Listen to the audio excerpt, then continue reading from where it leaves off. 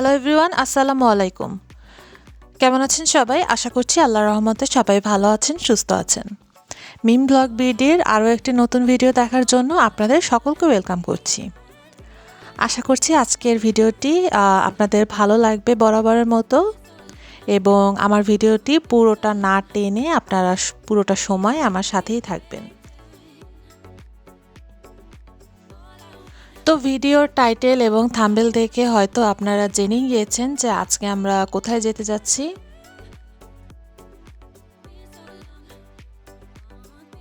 আজকে আমরা যশোরের গদখালির উদ্দেশ্যে রওনা দিতে যাচ্ছি। আর এ কারণে সকাল থেকে একটু মোটামুটি প্রস্তুতি শুরু করে দিয়েছিলাম। তো আমরা একটু ফলস নেলগুলো অ্যাপ্লাই করে নিচ্ছিলাম, কারণ এগুলো তো সাধারণত আমরা দিতে পারি না। মানে কোথাও গেলে আমরা জাস্ট ওয়ান টাইম ইউজের জন্য এগুলো ইউজ করি। তো এখানে বাসা থেকে আমরা সব ধরনের খাবার-দাবার নিয়ে যাচ্ছিলাম, যাতে ওখানে গিয়ে আমাদের ঝামেলা করতে না হয়। কারণ এখন যেহেতু ফুলের সিজন, তো ওখানে একটু ভিড় থাকবে। তো এই কারণে আমরা বাসা থেকে এগুলো নিয়ে যাচ্ছি। আর আমাদের সাথে যেহেতু ২ টা বাচ্চা যাচ্ছে, তো ওদের জন্য এই প্রস্তুতিটা নেওয়া।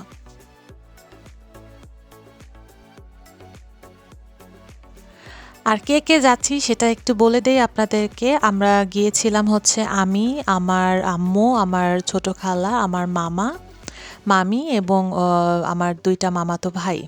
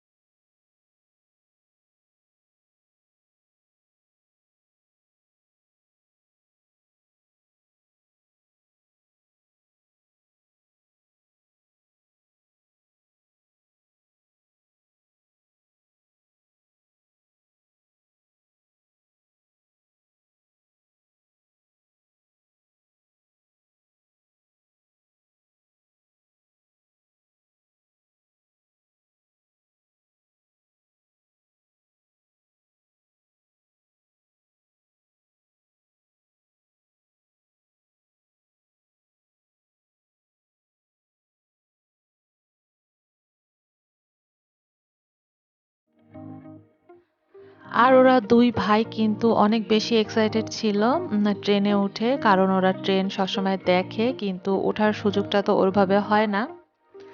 তো এই কারণে ওরা খুবই এক্সাইটেড ছিল।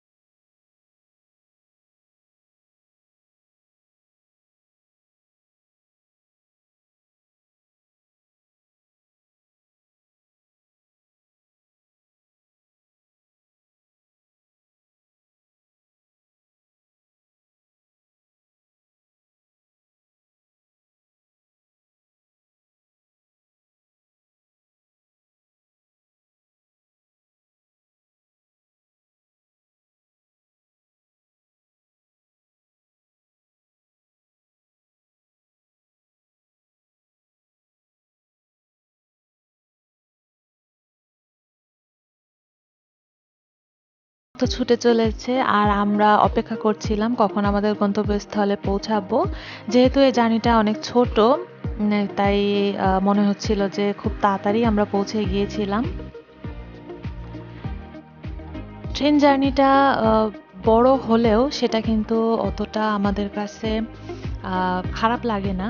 কারণ ট্রেন জার্নি মোটামুটি আমাদের সবারই অনেক ভালো লাগে।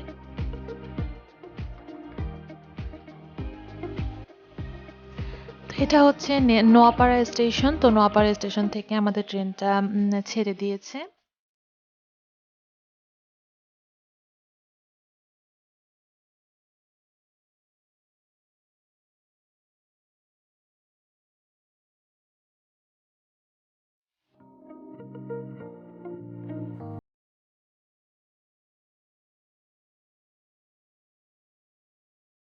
ছোট জার্নি হলেও আমরা কিন্তু মানে অনেক এনজয় করেছি জার্নিটা। আমরা ট্রেনে মোটামুটি সব ধরনের খাবারই টেস্ট করেছিলাম। আমরা যেমন এই যে চানাচুর মাখা নিয়েছি, তারপরে তিলের খাজা খেয়েছিলাম, চকলেট খেয়েছিলাম, চিপস খেয়েছিলাম। জার্নি পথে এভাবে একটু খাওয়া দাওয়া করলে সময়টাও কাটে এবং আমরা কিন্তু অনেক এনজয় করি।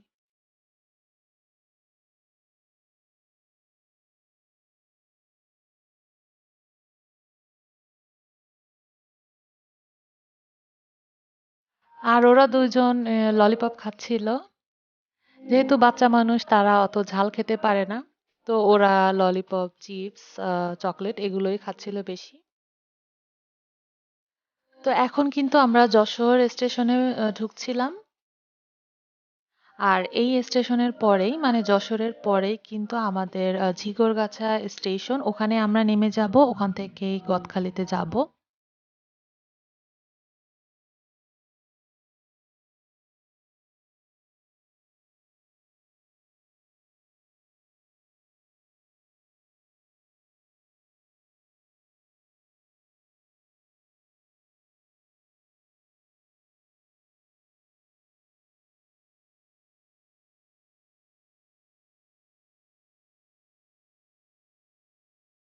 আর ওই দিনে কিন্তু বেশ ঠান্ডা ছিল, রোদ উঠেছিল কিন্তু ঠান্ডা কিন্তু বেশ লাগছিল।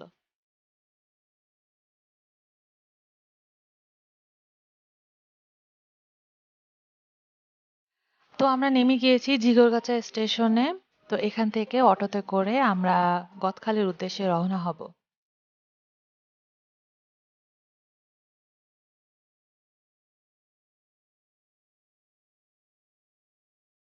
আর এই ট্রেনটা যেটা দেখতে পাচ্ছেন, এই ট্রেনে করেই কিন্তু আমরা মাত্র এসে নামলাম, এবং আমরা নেমে যাওয়ার পরে কিছুক্ষণ পরে কিন্তু ট্রেনটা বেনাপোলের উদ্দেশ্যে রওনা হয়ে গিয়েছে।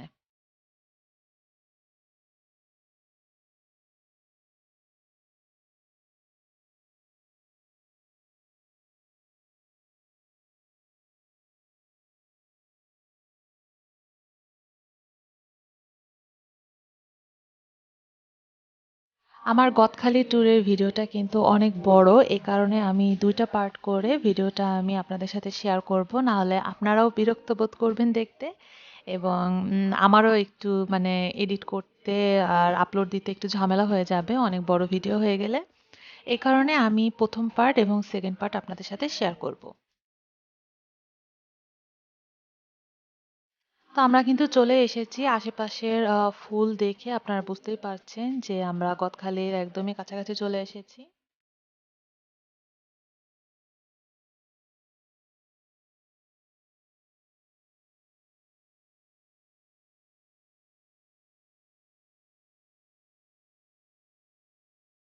তো এই তো এখন আমরা এখানেই নেমে যাব। আর বাম পাশে ভেতরে যেই রাস্তাটা দেখতে পাচ্ছেন, এর ভেতরে হচ্ছে আসল ফুলের চাষ হয়।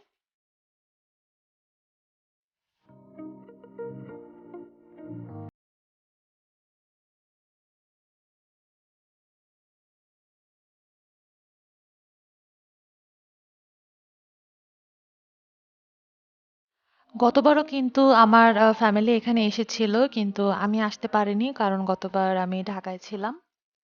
তো ওদেরকে দেখে আমার এত ভালো লাগছিল, মনে হচ্ছিল যে আমি এখনই চলে আসি। এই কারণে এই বছর যেহেতু শীতকালে আমি এখানে আছি, তো আমি বললাম যে চলো এবার আমিও যাব তোমাদের সাথে গদখালিতে গিয়ে একটু ঘুরে আসি। এই কারণেই কিন্তু আসা। আর গত বছর যখন আমার আম্মুরা আসছিল এখানে, তখন হচ্ছে ফুলের দাম অনেক পরিমাণে কম ছিল, কিন্তু এবছর ওরা বলছে যে ফুলের দাম একটু বেশি। কারণ গত বছর যখন ওরা এসেছিল এখানে, তখন নাকি এত ভিড়ও ছিল না, এবং এত লোকজনও ছিল না। কিন্তু এবার এসে দেখলাম যে এখানে অনেক লোকজন এবং অনেক ভিড়।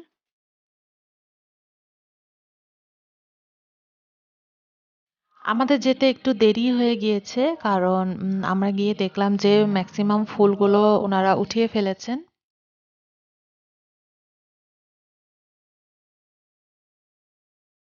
এবারের সবথেকে বড় আকর্ষণ হচ্ছে এই টিউলিপ ফুলগুলো। বাংলাদেশে এই প্রথম টিউলিপ ফুলের চাষ হলো, আর টিউলিপ ফুল কিন্তু নেদারল্যান্ডের ফুল। তো দেখে এতটা বেশি মানে মুগ্ধ হয়ে গিয়েছিলাম, মনে হচ্ছিল যে একদমই কাগজের তৈরি ফুল, রং করা, কিন্তু এত সুন্দর বাস্তবে দেখতে এই ফুলগুলো। যারা দেখেছেন তারা তো জানেনই, এবং আমরা দেখে সত্যিই মুগ্ধ হয়ে গিয়েছিলাম। এখানে কিন্তু বিভিন্ন ধরনের কালারের ফুল ছিল। সাদা ছিল, হলুদ ছিল, কমলা ছিল, গোলাপি ছিল। তো ওগুলো এখনো ঠিকমতো ফুটে পারেনি। শুধু লালগুলো একদম পরিপূর্ণভাবে ফুটে গিয়েছিল। এই কারণে এটা বেশি আকর্ষণীয় ছিল।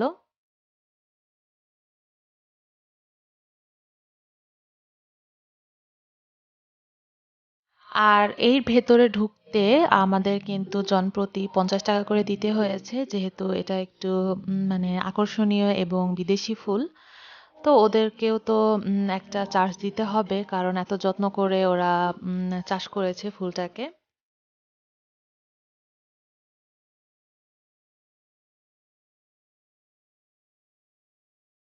তো আমি আমার গদখালি ভ্রমণের পার্ট 1টা আমি এখানেই শেষ করছি। আপনাদের সাথে ইনশাল্লাহ পার্ট 2টাও শেয়ার করব।